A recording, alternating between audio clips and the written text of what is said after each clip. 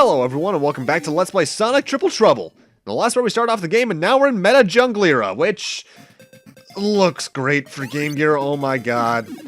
The Game Gear, even though it had a decent amount of good games, most of which were Sonic though, I'm not gonna lie, most of its games were very primitive in terms of graphics, even compared to even some of the Game Boy games. But like I said, I think it was last part, they really went out all out, since this was a Game Gear exclusive, they really went all out with it. Either way, Meta Junglira's gimmick, as it were, is three specific little environment things. One we saw earlier, which are basically little bubbles you pop off of, which the best way to describe them is one-way bumpers from the casino stages in the earlier Sonic games.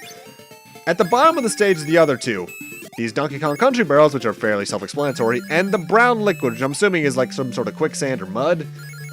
It's a bottomless pit at the bottom of it, but you actually sink into it similarly to quicksand, so it's actually a pretty safe stage, all things considered, in terms of gimmicks. Though if you don't know where you're going, this place will lead you up and down and all around. Either way, I have 50 rings, and if you've gotten every Chaos Emerald you could this far, this should be your last one. But it's in the worst special stage in the game. This place is long. And here's the thing, previous special stages, the only thing that can really kill you are the bot, or at least make you fail the special stage rather, are the boss and the time limit. In this one, there's an added difficulty. Length, for one thing. There's only, I think, 2 time refreshes in this entire thing, possibly 3. And bottomless pits. And that sucks, because that means if you fail, you have to go to the next stage and find that Chaos Emerald monitor, and then that's a whole nother trek through it. It doesn't help that this place also has some things that can make you unable to beat the area.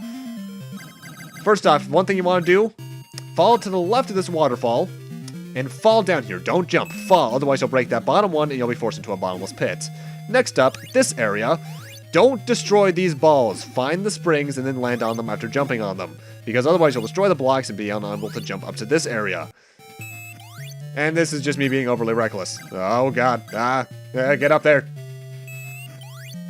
This place is honestly a bit of a difficulty spike for these special stages, and I'm not a fan. But it's time for our final confrontation against, I almost said Fang the Weasel. Fang the Sniper and Ack the Weasel. Either or. And his final confrontation is still pretty easy. He moves left and right with this drill bot, and every now and then he'll try and charge down on you. That's really all he does. Obviously the drill itself does hurt, so try to aim for the left or right of it. But honestly, this is a pretty anticlimactic final duel against the guy. And you'll know when you win when he sticks on the ground after a certain charge. Though I have to admit, I love Fang's theme. Mind you, Fang is a really good character design. I'm surprised they haven't used him again. Get down, you! And that's the end of Fang. We won't see him again until Sonic the Fighters. And that's the final Chaos Emerald that you can get from a special stage, at least. Similarly to Sonic Chaos, the final Chaos Emerald you don't get until you beat the final boss. It's one of those kind of things. But with that means we can now progress through the stages as needed. Hooray! And I'll be honest, Act 1, once you get that Chaos Emerald, is still fairly short. Act 2 is where the real length is. Oh, that's an annoying thing. Sonic Chaos did it as well. I'm not sure about the other 2 Game Gear games, but when Sonic's in his on the ledge animation, where he's trying to balance himself, he's technically facing in the direction he's balancing on, so if you want to spin dash away from that, you might end up spin dashing off the cliff, possibly killing yourself, and that's stupid. Either way, getting off topic, like the previous few Sonic games, this game actually does have some cheat codes. And I think they're, well actually no, they are obviously all versions exclusive because they're all on the Game Gear.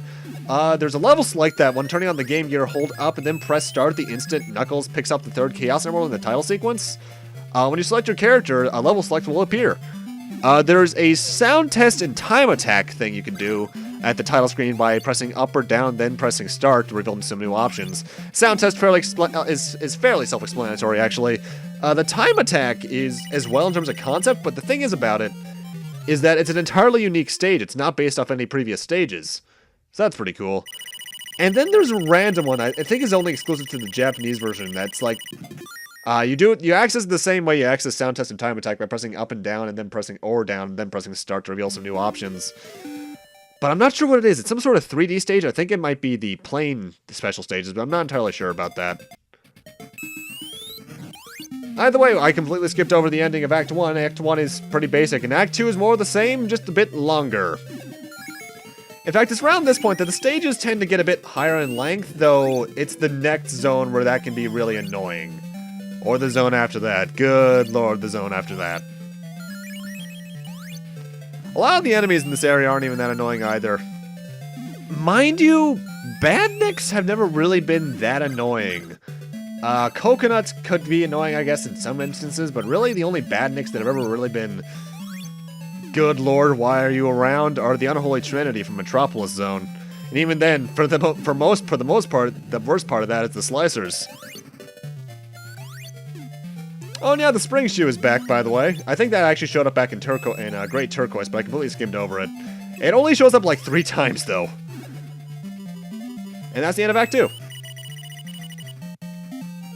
Admittedly, when it comes to the Chaos Emeralds, I rarely ever go for all of them. If I'm ever playing this game, I'm usually maybe doing one, just so I can say I did a special stage or so, and then just speeding through the stages, because the good ending isn't really worth it in a lot of the old Sonic games, as you can probably figure out, but in this case, because you actually have to go out of your way to do some, at times, somewhat lengthy special stages, it really just kind of hampers down the game in my eyes.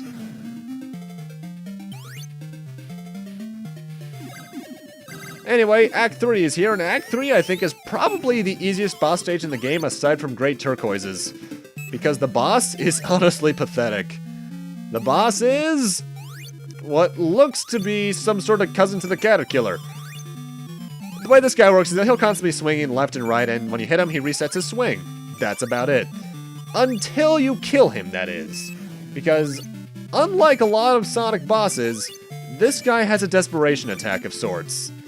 The moment you kill him, his pieces start falling from the sky. My strategy to avoid this? Constantly spin dash from each corner. I think I've only ever gotten hit doing this once, and that was in playthrough number 1 when I was figuring out, I can do this. Mind you, I'm not sure if the things are fall in determined locations, if they're randomized, or if it tries to follow you. Oh, hello again, Knuckles. Why are you setting fire to a forest? You hated Eggman for that back in 1. Mind you, I think Eggman tried to pin that on us, didn't he? Ah, dick. And welcome to what is, in terms of look, my favorite level in the game, Robotnik Winter. I actually have a fun fact about this place, but I'm going to go over that in a moment, because we actually start the stage off with a Sonic-exclusive power-up, a snowboard. While on it, I think you can accelerate past your fastest running speed. You can break down enemies, blocks, and monitors. It also, I think, allows you to make some jumps you wouldn't be able to make otherwise. However, it's only used like 2 or 3 times in all 3 acts. By the way, going back to a fun fact I was about to say. Obviously, Eggman's name in Japan has always been Eggman. However, even in Japan, this place is still called Robotnik Winter. Which wouldn't be the last time they tried to put both names in the same game, because if I recall, Robotnik was made up for the Americans because it sounded more intimidating or something along those lines than Eggman. But come the adventure games, Sonic and company, even in the American games, would start calling him Eggman, hence why everyone calls him Eggman nowadays, even though he still refers to himself as Dr. Ivo Robotnik. And that would actually eventually be revealed that his family name is indeed Robotnik, thanks to Gerald. It's just that everyone calls him Eggman because he's shaped like an egg. At least that's what I think. At some point, he started just taking to that name himself. Either way, Robotnik Winter, if you can't tell, its main gimmick is ice. Not many of the floors are as slippery as you'd think. The biggest gimmick, aside from the snowboarding, is that there are these occasional snow piles that you can essentially fall through like quicksand. And honestly, while playing through it, it's not my favorite act in the game, especially because Act 2 can be really long if you don't know what shortcuts to take. In terms of look, I love the way this place looks. Mind you, ice levels have always had that kind of stigma of, even if they can be annoying, they almost always look at least somewhat pretty, and almost always have fantastic music.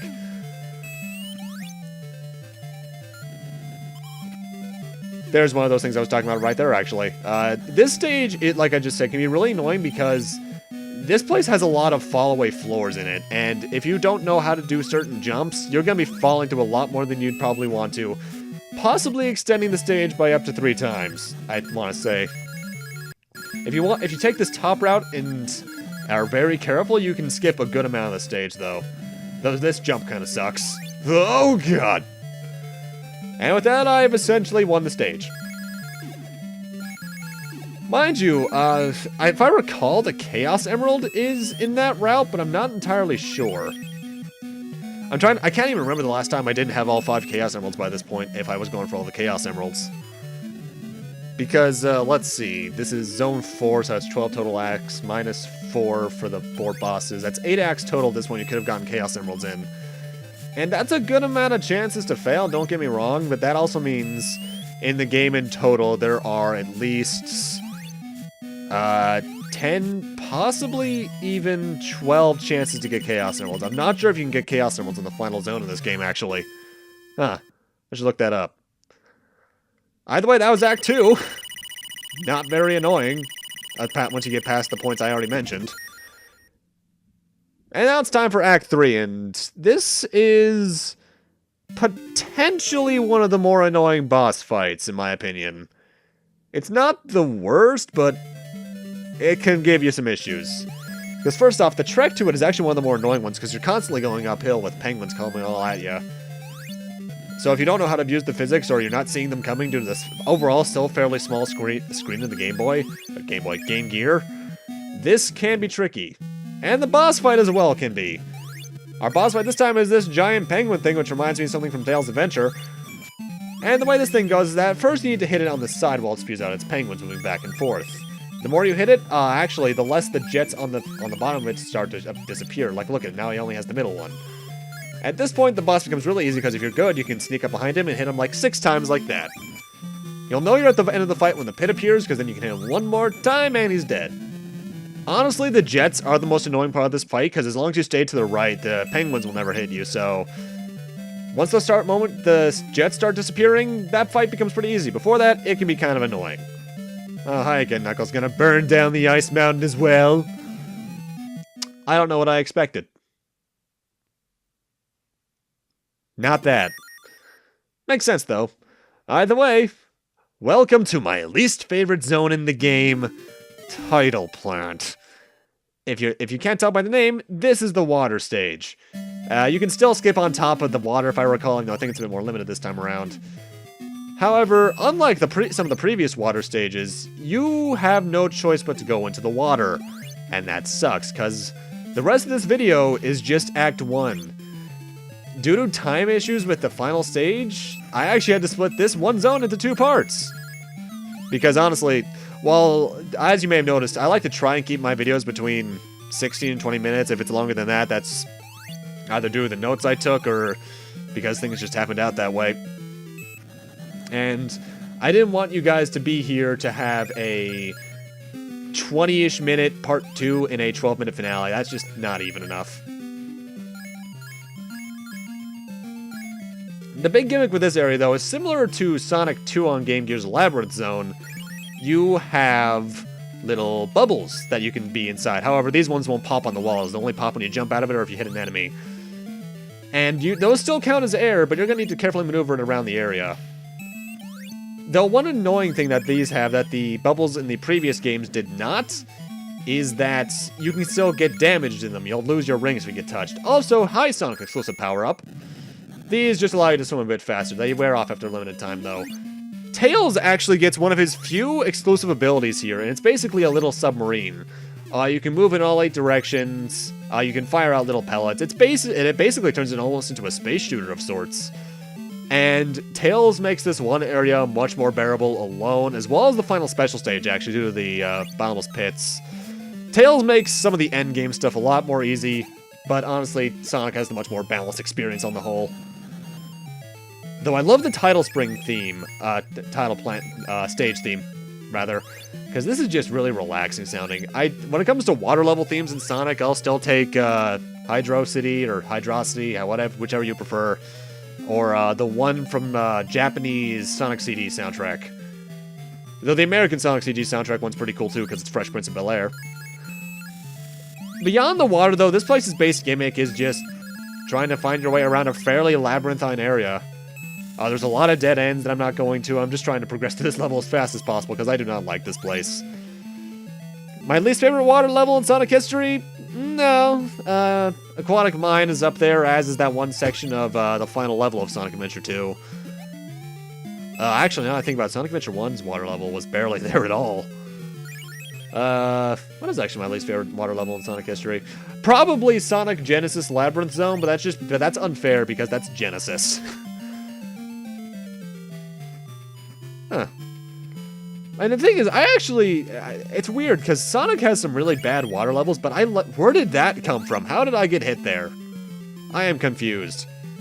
Anyway, back to what I was saying. Water levels are actually usually one of my favorite gimmicks because first off, they usually lead to a fairly relaxed tone, very little tense moments in water stages. They usually have great music, and they're usually, if they're done right, very nice looking. The only really annoying water levels that really give them a bad name are some of the Mario ones and some of the Zelda water dungeons. And maybe Labyrinth Zone, depending on who you talk to. Because think about it, after that, how many water levels can people think of that are like horribly, horribly annoying? Heck, one of my favorite Uncharted scenes of all time is from the boat scene in Uncharted 3. Mind you, not every water level can be destined to be great, but that's just the way that cookie crumbles.